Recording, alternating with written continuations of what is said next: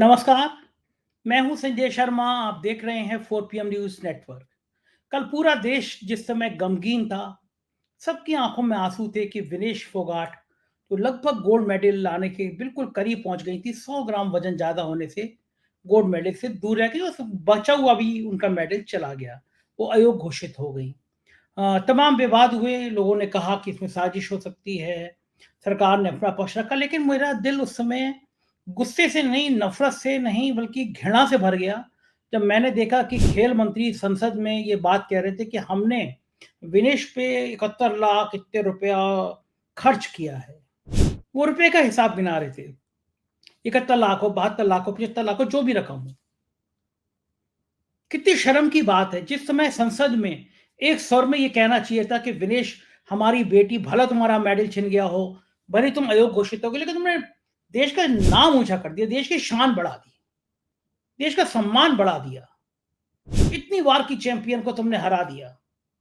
उस समय खेल मंत्री हिसाब किताब गिना रहे थे कि विनेश के ऊपर हमने इतना रुपया खर्च कर दिया। मेरा मन किया, जो किया वो मैं यहां बोल नहीं सकता, क्योंकि वो शब्दों की मर्यादा के परे था जो मेरा मन किया। इतने नाकारा मंत्री कभी बताते हैं ये कि अपनी अय्याशी पे कितने रुपए खर्च करते हैं, अपने बंगले पे कितने रुपए खर्च करते हैं, अपने हवाई जहाज की यात्राओं पे कितने रुपए खर्च करते हैं। कहां से आते हैं रुपए? घर की खेती से आते हैं, हमारे और आपके टैक्स के पैसे से आते हैं। कभी पूछा है कि प्रधानमंत्री ने जो हजारों करोड़ का जहाज खरीदा वो कहां से आया? हमारे आपके टैक्स के पैसे से आया।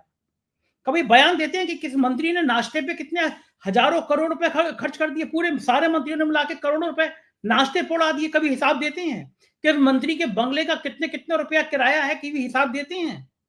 लेकिन हिसाब दिया कि साहब एक खिलाड़ी पे हमने इतने रुपए खर्च कर दिए। डूब मरिए जाके कहीं, चुल्लू भर पानी में डूब मरिए।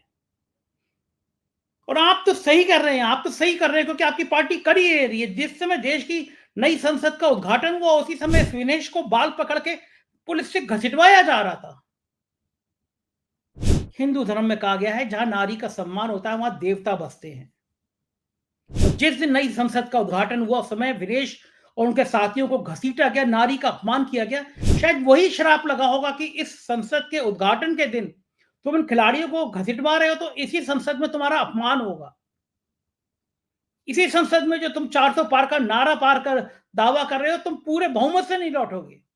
संसद सत्र चलेगा, बेइज्जत होगे, और हो रहा है, वो लगातार हो रहा है और आगे भी होगा। बहुत खराब लगा। मैं रोज शो करता हूं अभय दुबे जी के साथ, मैंने तमाम सवाल किए, पूछा उनसे, और यह भी पूछा कि शेख हसीना क्या मोदी जी के गले में अटक गई। और मुझे लगा है कि एक कहावत है, जब बुरे दिन होते हैं तो ऊंट पर बैठे आदमी को भी कुत्ता काट लेता है। मोदी जी के वास्तव में बुरे दिन चल रहे हैं। हर दिन, हर हफ्ते कोई ना कोई बुरी घटना हो रही है। ये तारे सारे सवाल मैंने पूछे हैं अभय दुबे जी से।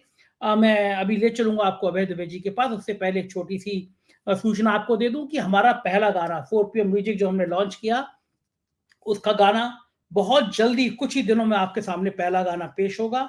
ये जो आप लोगो देख रहे हैं 4 पीएम म्यूजिक, अगर आपने अभी तक इसको सब्सक्राइब नहीं किया है तो पहला गाना आने से पहले प्लीज सब्सक्राइब करिए, जिससे मेरी भी हिम्मत बढ़े। पूरे देश भर से प्यार भरे संदेश आ रहे हैं। जाने माने एक्टर हैं राकेश बेदी जी, उन्होंने भी मेरे लिए प्यार भेजा है, बहुत प्यार से प्यार भेजा है। सुनिए आपने उन्होंने क्या कहा है। नमस्कार संजय शर्मा जी, मैं हूं राकेश बेदी।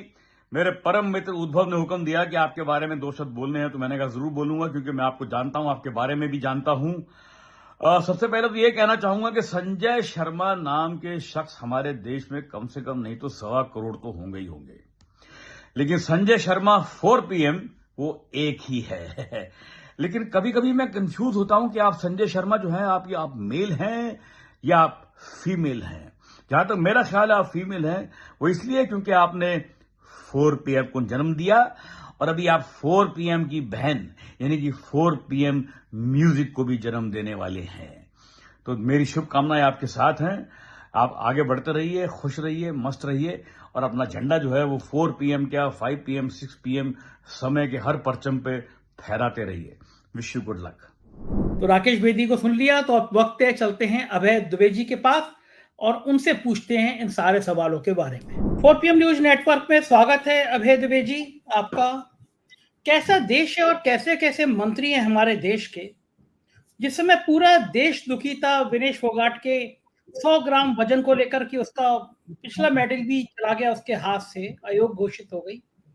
उस समय देश के खेल मंत्री सांत्वना देने की जगह पार्लियामेंट में गिना रहे थे कि हमने 71 लाख या जो भी रकम थी, 745 रुपए उसके आखिर में थे कि हमने इतने रुपए खर्च किए उसके ऊपर। गिना रहे थे हमने ट्रेनिंग में इतना खर्च किया, वहां जाने में इतना खर्च किया। इससे शर्मनाक बात क्या हो सकती है? मंत्री महोदय जिन हवाई जहाज में चलते हैं, जिन सुविधाओं का उपभोग करते हैं, या उन्होंने विदेश को जो पैसे दिए वो अपने घर से लेकर आए थे क्या? देश का टैक्स का पैसा था वो। लेकिन आज के दिन जब विनेश के संग खड़ा होना चाहिए, हौसला दिखाना चाहिए, विनेश को इस तरह ये दिखाना कि हमने इतना रुपए खर्च कर दिया इस लड़की के ऊपर, क्या बहुत लज्जाजनक बात नहीं थी? और हमारी टीम, विनेश के संग गए हुए लोग इतना भी कैलकुलेशन नहीं कर पाए कि लड़की का वजन कम किया जाए, या कुछ जैसे कुछ विपक्ष के दल लोग कह रहे हैं इसमें साजिश है। क्या आपको क्या लगता है इस पूरे घटनाक्रम पे आपकी क्या टिप्पणी है? देखिए, पहली बात तो मुझे ये जानकर आश्चर्य हो रहा है कि मंत्री महोदय ने इस प्रकार का वक्तव्य दिया। क्या उनसे ये पूछा गया था कि भारत सरकार ने या खेल मंत्रालय ने विनेश फोगट की तैयारियों के ऊपर कितना पैसा खर्च किया गया है, इसके आंकड़े दें? मेरे ख्याल से तो किसी ने उनसे ये सवाल नहीं पूछा था। ये सवाल भी पूछा जा सकता है कि कुल ओलंपिक में जितने लोग गए हैं उनके ऊपर सरकार ने क्या बजट खर्च किया, कितने दिन लगाए, कितने लोग, कितने पैसे खिलाड़ियों पे खर्च हुए, कितने पैसे कोचों पे खर्च हुए, कितने पैसे मालिश करने वाले पे खर्च हुए, कितने पैसे मेडिकल टीम जो गई है उसके ऊपर खर्च हुए, कितने पैसे जो लोगों खिलाड़ियों क्या भोजन करें इसका प्रबंध करने वाले न्यूट्रिशनिस्ट हैं, पौष्टिक आहार उनको मिलता रहे, उस पर कितने पैसे खर्च हुए। ये सब सवाल पूछे जा सकते हैं, लेकिन क्या ये सवाल आज पूछा गया था? मेरे ख्याल से ये सवाल नहीं पूछा गया था। इसका मतलब है कि कहीं ना कहीं मंत्री महोदय के मन में कोई ना कोई एक ऐसा अपराध बोध रहा होगा कि हम कहीं ऐसा ना हो कि हमारे ऊपर आरोप लग जाए कि हमने पूरा काम नहीं किया, पूरा खर्चा नहीं किया। मतलब कुछ ना कुछ क्या बात रही होगी। मैं इसी बात को लेकर सोच रहा हूं कि विनेश फोगट के ऊपर सरकार ने कितना पैसा खर्च किया, ये बताने की आवश्यकता क्या थी? उन्हें बताना तो ये चाहिए था कि विनेश फोगट जो कल 3 लगातार कुश्तियां जीती और उसका वजन 50 किलो था उस वक्त, क्योंकि अगर वो उस वक्त वजन उसका बढ़ गया होता तो उन कुश्तियों में ही उनको अयोग्य घोषित कर दिया जाता। ओलंपिक के नियम इस मामले में बहुत ही कड़े। फिर उनका वजन कैसे बढ़ा, इसका एक सिक्काबंद और विश्वसनीय लगने वाला कारण उन्हें संसद में बताना चाहिए था। अगर वो आधिकारिक रूप से इस कारण को बताते तो फिर टीवी चैनलों को बहुत ज्यादा कयासबाजी करने की जरूरत नहीं पड़ती कि इसमें भाई ये क्यों हुआ होगा। बाद में पूजा ढांडा जो कि पूर्व पहलवान रह चुकी हैं, उन्होंने जब बात बताई तब कम से कम मेरे ऐसे व्यक्ति की समझ में आया कि ये दुर्घटना हुई कैसे होगी। पूजा ढांडा ने बताया कि 3 दिन लगातार उन्होंने कुश्ती लड़ी, एक दिन में लगातार 3 कुश्तियां लड़ी, जिसकी वजह से उनको थकान हुई और शरीर ने खाद्य की जरूरत, आहार की जरूरत महसूस की। उसके बाद उन्होंने खाना खाया और कुछ जाहिर है द्रव पदार्थ भी लिए होंगे, लिक्विड भी लिया होगा। उस पूरी प्रक्रिया में उनका वजन 2 किलो 700 ग्राम बढ़ गया। जब उनका वजन 2 किलो 700 ग्राम बढ़ा, जो उनका मानना था कि ये एक सामान्य बात है, खिलाड़ी जब पूरे दिन खेलते हैं, एक नियंत्रित वजन के तहत खेलते हैं, उसके बाद में जब वो खाना वाना खाते हैं तो उनका कुछ वजन बढ़ जाता है, सभी का बढ़ जाता है, हम सबका भी वजन बढ़ जाता है खाना खाने के बाद में।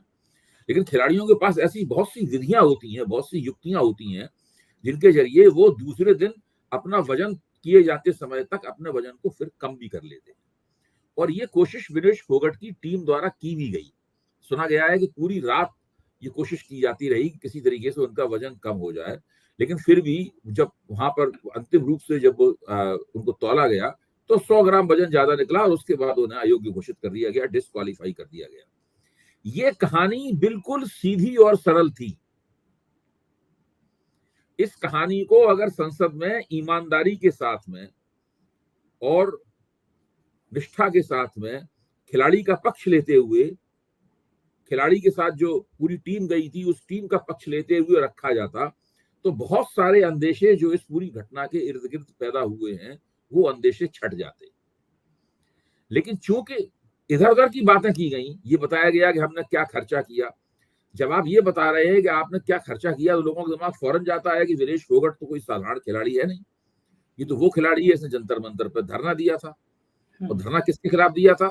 जो भारत में कुश्ती संघ के सबसे बड़े कुश्ती संघ के सबसे बड़े चौधरी थे, ब्रजभूषण शरण सिंह, उनके खिलाफ धरना दिया था। और उस पूरी समस्या से इतना बड़ा, उस पूरे आंदोलन से इतना बड़ा विवाद निकला कि ब्रजभूषण शरण सिंह को कुश्ती संघ छोड़ना पड़ा। लेकिन ब्रजभूषण शरण सिंह के ही व्यक्ति, यानी एक तरह से उनके एक प्यादे हैं, उन्हीं को, संजय सिंह को, उनको उसके हाथ में कुश्ती संघ सौंपा गया। तो ये सब जो पूरी, चूंकि इस प्रक्रिया के साथ जोड़ के देखा जाने लगा, अगर ये, तो फिर उसमें बहुत सारे संदेह पैदा हुए। एक संदेह पैदा हुआ कि भाई इसमें कोई साजिश तो नहीं थी, क्या था आखिरकार? ये वही कुश्ती संघ है जिसके खिलाफ विनेश फोगट ने, जिसके चौधरियों के खिलाफ विनेश फोगट ने संघर्ष किया था। और अभी भी ब्रजभूषण शरण सिंह के खिलाफ महिला पहलवानों के यौन शोषण का मुकदमा दर्ज है। वो पोक्सो के मामले से तो बच निकले हैं, लेकिन यौन शोषण का मुकदमा उनके खिलाफ आज भी दर्ज है। तो ये सरकार ने जो किया उसको नहीं करना चाहिए था। सरकार को साफ तौर पर, सरकार को सदन में आने से पहले जो खेल के विशेषज्ञ होते हैं या कोई वरिष्ठ खेल पत्रकार होते हैं, उनके जरिए पूरी परिस्थिति का पता लगा लेना चाहिए था और इस तरह का वक्तव्य रखना चाहिए था। इससे सारे देश में कोई दिमागों में कोई संदेह नहीं पैदा होता और संदेह एकदम साफ हो जाते। बिल्कुल ठीक कह रहे हैं। और लेकिन जिस समय पदक जीता था उसने, उसके काफी देर बाद तक मोदी जी ने ट्वीट नहीं किया उसको बधाई देने के लिए। खेल मंत्री का ट्वीट पहले आ गया, वरना आमतौर पे ऐसा मौका सेकंडों का भी मोदी जी छोड़ते नहीं है। इधर पदक जीता, उधर वो फोन लगा देते हैं, बेटी तुमने तो गौरव बढ़ा दिया, तुमने तो मान बढ़ा दिया, तुम तो देश की नायिका हो। लेकिन बहुत देर बाद उनका ट्वीट आया और लोगों ने फिर सवाल करने शुरू किए कि जिस दिन पार्लियामेंट का उद्घाटन हो रहा था, उसी दिन दिल्ली की सड़कों पर इस बच्ची को घसीटा जा रहा था। तो दो सवाल आपसे कि जब मेडल मिला होगा तो मोदी जी को ख्याल आया होगा कि जिस दिन मैंने नई पार्लियामेंट का उद्घाटन किया था, उस दिन यही लड़की दिल्ली की सड़कों पे घसीटी जा रही थी। जिन पुलिस वालों ने उसको घसीटा होगा, उनके मन में क्या होगा जब पूरी दुनिया विनेश फोगाट का सम्मान कर रही थी। उसने 4 बार की चैंपियन और 40-42 बार जो कभी हारी नहीं, उसको हराया। उन पुलिस वालों को कैसा लगा होगा, प्राइम मिनिस्टर को कैसा लगा होगा? देखिए, कल जब विनेश फोगट ने 3 कुश्तियां लगातार एक के बाद एक जीती और वो उनका रजत पदक लगभग सुनिश्चित हो गया, और अगर वो उस मैच को जीत जाती तो स्वर्ण पदक भी मिल सकता था। मुझे तो पक्का यकीन था निजी तौर पर कि विनेश फोगट को स्वर्ण पदक मिलने वाला है, क्योंकि जो उन्होंने फॉर्म प्रदर्शित किया था और जो तजुर्बा था, तीसरा ओलंपिक है उनका, जो तजुर्बा था, उससे मुझे लग रहा था, और जिस खिलाड़ी से उनका स्वर्ण पदक के लिए मुकाबला होने वाला था उसको वो पहले हरा भी चुकी है। अगर उसका इतिहास देखें, उसको हरा भी चुकी हैं, तो मानसिक रूप से, मनोवैज्ञानिक रूप से वो पहले से ही उस खिलाड़ी के ऊपर वो हावी होती। तो आप सवेरे के अखबारों को देखिए, आपकी बात सुनकर सवेरे के अखबारों के हेडिंग याद आ रहे हैं। हर अखबार ने लिखा है जंतर मंतर टू पेरिस, हर अखबार में टाइटल है जंतर मंतर टू पेरिस, क्योंकि सारे पत्रकार भी जो पेरिस में भारत की शान बढ़ाने वाली जो पहलवान है, उसका जंतर मंतर पे जो संघर्ष हुआ था, उस संघर्ष के साथ, उस संघर्ष की निरंतरता में ही इसको वो देख रहे थे। तो विनेश फोगट की जो, उसके बाद ट्विटर के ऊपर जो, एक्स के ऊपर जो युद्ध चल रहा था सरकार समर्थकों में और सरकार के आलोचकों में, वो भी देख सकते हैं, उसमें भी लगातार यही चीज गूंज रही थी। ये असंभव है कि जंतर मंतर पर इतना जबरदस्त आंदोलन करने वाली और दृढ़ता पूर्वक जमी रहने वाली, अपने ऊपर जो जुल्म सितम हुआ उसके बावजूद वहां जमी रहने वाली पहलवान जब ओलंपिक में इतना अच्छा प्रदर्शन करे, तो फिर ये बात लोग भूल जाएं और उसके साथ उसको न जोड़ें। मेरे ख्याल से यही वो बात थी जिसकी वजह से खेल मंत्री के मन में कहीं ना कहीं कोई अपराध बोध काम कर रहा होगा। इसीलिए वो बजाय इसके कि वो ये बताते कि भाई विनेश फोगट का 100 ग्राम वजन क्यों नहीं कम हो पाया, वो बताने लगे कि हमने कितना उस पर खर्चा किया, तो पूछा ही नहीं गया था उनसे। सबसे बड़ी बात तो यह है कि जो सवाल पूछा नहीं गया था उसका जवाब उन्होंने क्यों दिया। अगर पूरे ओलंपिक कंटेंजेंट, भारत में ओलंपिक दल जो गया है, उस दल के ऊपर अगर सवाल पूछा जाता है कि भाई कितने पैसे खर्च हुए इस ओलंपिक की तैयारी में, कुल मिला के भारत ने कितना बजट लगाया, उसका वो जवाब देते तो कोई बात बनती। अलग अलग खिलाड़ी के ऊपर थोड़ी ना पूछा जाता है। अब वो नीरज चोपड़ा अभी गोल्ड मेडल जीत लेंगे कल, मुझे पक्का यकीन है कि जीत लेंगे, तो क्या फिर वो बयान देंगे कि नीरज चोपड़ा पे हमने इतना रुपया खर्च किया? आप सोचने की बात है। या मनु भाकर ने दो कांस्य पदक जीते, तो क्या वो बताएंगे सारे देश को कि मनु भाकर के ऊपर, तैयारी के ऊपर कितना रुपया खर्च हुआ? और देखिए, भारत में जिस तरह से ओलंपिक की तैयारी होती है उसके अंदर बहुत गड़बड़ियां होती हैं, और उन गड़बड़ियों को समझना जरूरी है। आपको ध्यान होगा जब अभिनव बिंद्रा ने ओलंपिक में निशानेबाजी का गोल्ड मेडल जीता था, उस वक्त उसके बाद उन्होंने किताब लिखी। उस किताब में उन्होंने भारत के ओलंपिक संघ के प्रति कोई कृतज्ञता व्यक्त करने से इनकार कर दिया। उनके पिताजी ने अगर अपने संसाधनों का इस्तेमाल करके उन्हें बहुत ही एडवांस्ड और अत्याधुनिक किस्म की ट्रेनिंग न दिलाई होती अभिनव बिंद्रा को, बाकायदा अपने निजी पैसे से और निजी संसाधनों से उन्होंने पूरी एक शूटिंग रेंज बनवाई और उसमें अभिनव बिंद्रा ने मुद्दतों तक प्रशिक्षण प्राप्त किया, तब वो जाकर वहां पे ओलंपिक में गोल्ड मेडल जीत पाए। उसके बाद देखिए निशानेबाजी में कोई गोल्ड मेडल तक नहीं पहुंच पाया। भारत के लिए निशानेबाजी में अभी भी जो 3 मिले हैं वो तीनों कांस्य पदक निशानेबाजी से ही आए हैं, लेकिन कांस्य पदक हैं वो। तो भारत में खेल कूद की तैयारी के प्रति सरकार की बहुत जबरदस्त लाइतलाली है। अभी से नहीं है ये कोई, मैं ये नहीं कह रहा हूं कि इसकी जिम्मेदारी केवल मोदी सरकार के ऊपर या एनडीए सरकार के ऊपर डाली जाए। ये भारत की पुरानी समस्या है, कांग्रेस की सरकारें भी इसकी जिम्मेदार रही हैं। भारत में जितनी दूसरे देशों में जितने वैज्ञानिक तरीके से सोच समझकर नियोजित रूप से खेलकूद की तैयारियां होती हैं, जिस तरह कोच किया जाता है, जो सुविधाएं दी जाती हैं खिलाड़ियों को, बचपन से जिस तरीके से प्रोत्साहन दिया जाता है, उसमें क्या होता है कि राष्ट्रमंडल खेलों में और एशियाई खेलों तक तो वो लोग अच्छा कर पाते हैं और कभी कभी विश्व चैंपियनशिप में भी अच्छा कर लेते हैं। जैसे ही ओलंपिक के मंच पे पहुंचते हैं, जहां पर दुनिया का सबसे बड़ा खेल आयोजन हो रहा होता है, हर किस्म का खेल एक साथ खेला या दबाव ही अलग तरह का होता है। तो अब तीरंदाजों को देखिए, मैंने कितने जैसे दीपिका कुमारी हैं, लिम्बा राम हैं, ये बड़े भारत के बड़े बड़े तीरंदाज हुए जो आर्चर हैं। तो इन लोगों ने ये लोग जितना अच्छा प्रदर्शन विश्व चैंपियनशिप में तीरंदाजी की कर पाते हैं, उतना अच्छा प्रदर्शन ओलंपिक में नहीं कर पाते। तो ये एक ऐसी समस्या है जिस समस्या के समाधान और उसके निदान के बारे में भारत सरकार को सोचना चाहिए, बजाय इसके कि वो खिलाड़ी दर खिलाड़ी ये सफाई देते घूमे कि हमने इसके ऊपर कितना पैसा खर्च किया। देखो ठीक है अभय जी, और कहा भी जाता है कि जब बुरा वक्त चल रहा होता है तो ऊंट पर बैठे आदमी को कुत्ता काट लेता है। आपको लेना एक ना देना दो, मतलब विनेश का पदक था और गालियां मोदी जी को पड़नी शुरू हो गई। विनेश ने पदक जीता और वो ट्रोल होने मोदी जी और ब्रजभूषण से शुरू हो गए। तो ये मैं क्या मानूं इसमें कि देश की तरक्की मानूं, विनेश की लक मानूं, या मोदी जी का दुर्भाग्य मानूं कि हर बार मैंने कहा ना कि मोदी जी के सितारे इतने खराब चल रहे हैं कि हर दिन कोई बवाल होता है। तो क्या ये आपको लगा? आजकल उनके सितारे गर्दिश में हैं और अपने सितारों को गर्दिश से निकालने के लिए तरह तरह की स्पिन डॉक्टरी का वो सहारा ले रहे हैं।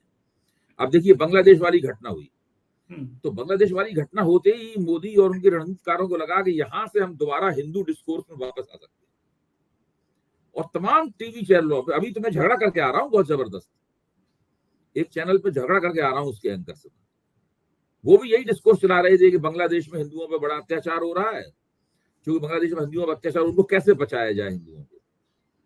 तो मैंने कहा कि बांग्लादेश में हिंदुओं पर अत्याचार हो रहा है, ये सही बात है, लेकिन इसके पीछे भारतीय विदेश नीति की नाकामी भी है।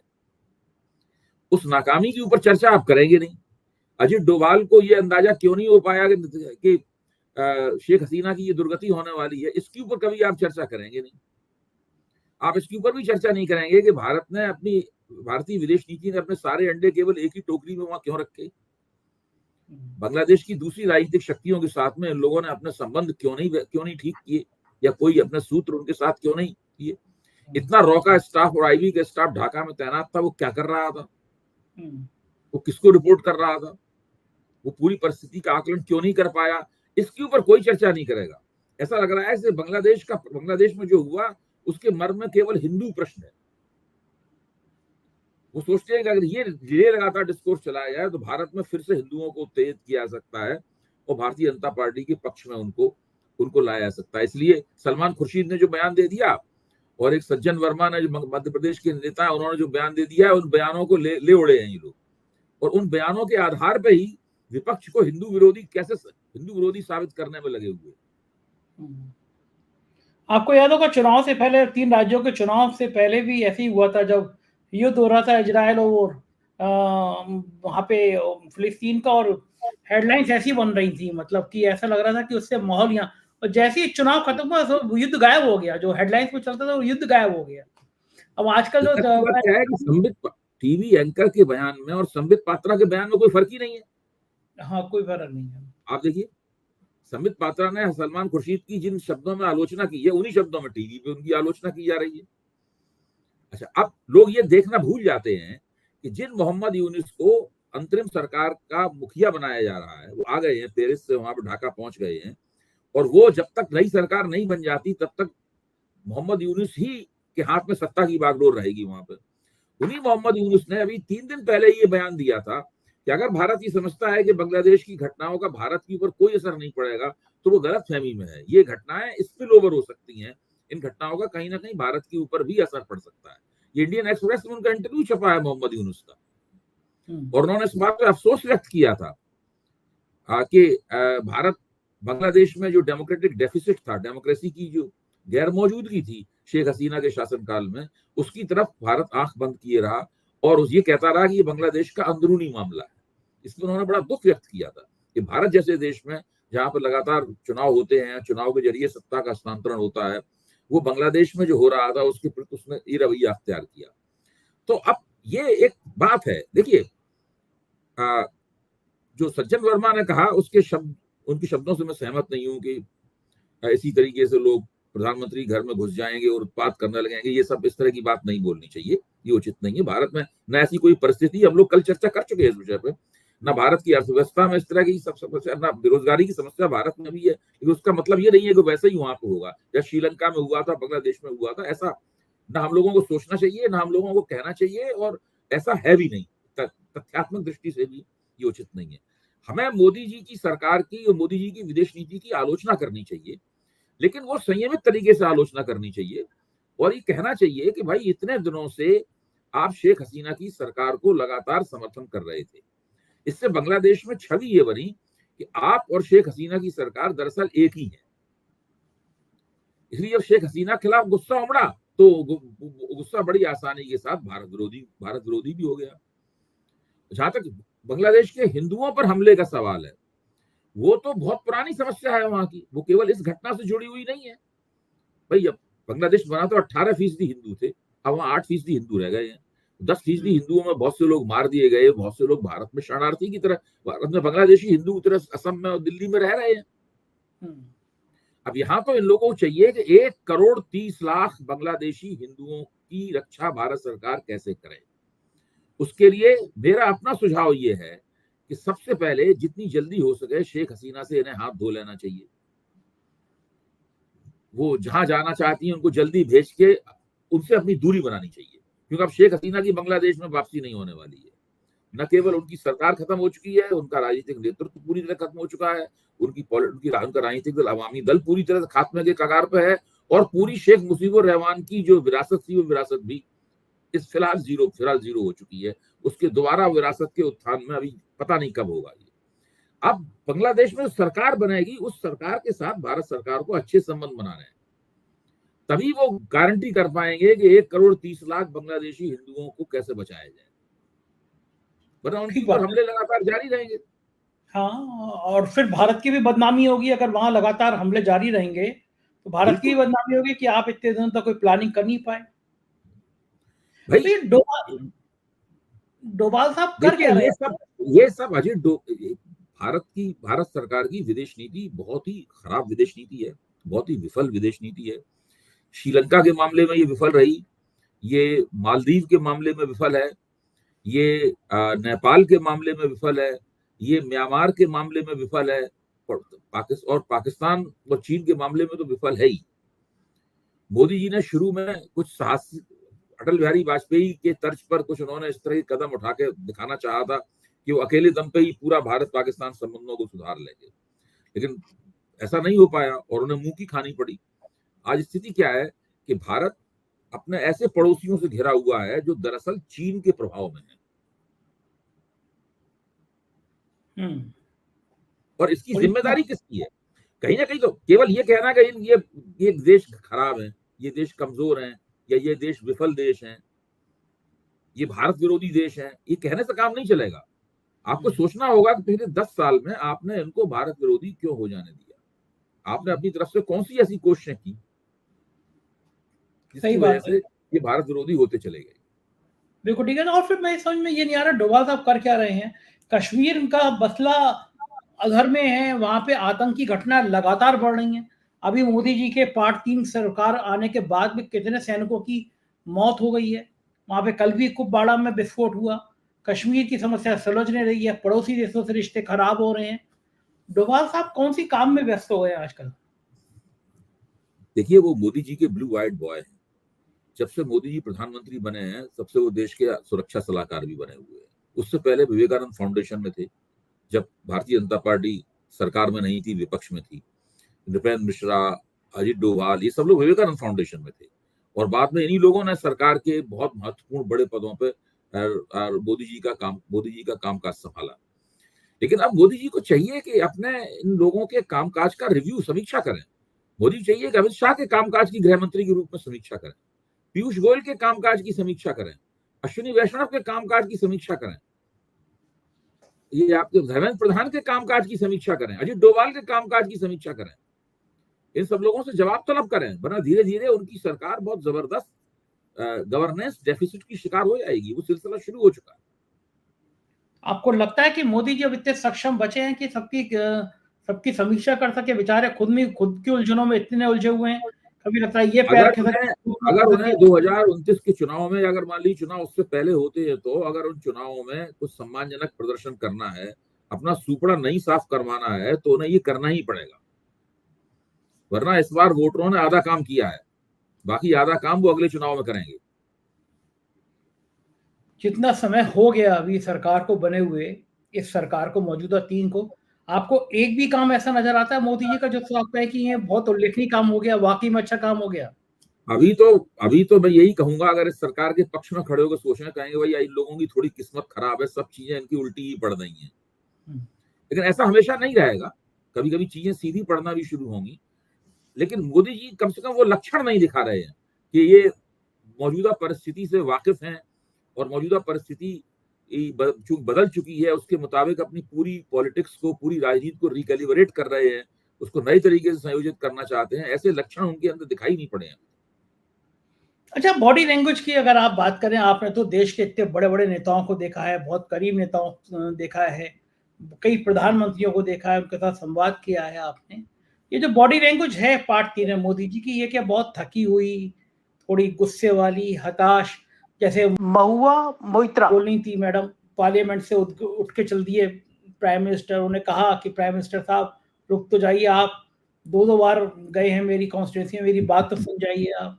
तो अब वो प्राइम मिनिस्टर जो पार्लियामेंट के अंदर जो सीन हो रहा है, वो सीन भी तो बहुत अच्छा नहीं है ना। मतलब बार बार बीजेपी पहले सत्र लोकसभा के पहले अधिवेशन में जितना मोदी जी का मखौल उड़ाया विपक्ष ने, जितना इनका उपहास किया, जितनी इनकी खिल्ली उड़ाई गई, उतना मोदी जी के पूरे इतिहास में नहीं उड़ाई गई होगी आज तक। मोदी सत्ता में बहुत दिनों से हैं भाई, 22 साल हो गए उनको सत्ता में। 12 साल गुजरात में सत्ता में रहे, तो 10 साल से केंद्र में सत्ता में है। 22 वर्ष में मोदी जी की जितनी, तो मोदी जी का उदास होना, हताश होना, खिसिया जाना, थोड़ा सा गमगीन होना, कंधे झुक जाना, ये बहुत ही स्वाभाविक बात है। आखिरकार वो भी इंसान है। वो भले ही अपने आप को नॉन बायोलॉजिकल कहें, लेकिन मैं तो उन्हें बायोलॉजिकली मानूंगा। तो वो तो समस्या है उनके साथ में, लेकिन इसमें ज्यादा उदास नहीं होना चाहिए। देखिए, जीत हार चुनाव में बड़ी रहती है। आपकी 63 सीटें कम हो गई, आपको बहुमत नहीं मिल पाया, और आपको गठजोड़ सरकार बनानी पड़ी, और नीतीश कुमार और चंद्रबाबू नायडू भी इनकी बाह मरोड़ रहे हैं, जो मन में आ रहा है इनसे करवा रहे हैं। तो वो सारी बातें हैं। इसी में तरीका ये होता है कि बहुत ही कुशलता पूर्वक जो परिस्थिति है उसके मुताबिक अपनी राजनीति को पुनर्संयोजित किया जाता है। कि इनका फंडा ये है कि कुछ नहीं बदला है, सब पहले ही ऐसा चल रहा है। ये फंडा है, इसलिए भी ज्यादा दिक्कतें इसलिए भी आ रही हैं। बिल्कुल ठीक बात है, हम लोगों की निगाह रहेगी। बहुत बहुत शुक्रिया अभय जी, आपने इतना समय दिया, थैंक यू। तो सुना आपने अभय दुबे की बातचीत और आपको यकीन होगा कि ये सारी बातचीत बहुत तार्किक थी, बहुत सही थी। आप क्या सोचते हैं इस बारे में अपनी राय से जरूर अवगत कराइएगा। चैनल को ज्वाइन और सब्सक्राइब करिएगा। शुक्रिया, थैंक यू।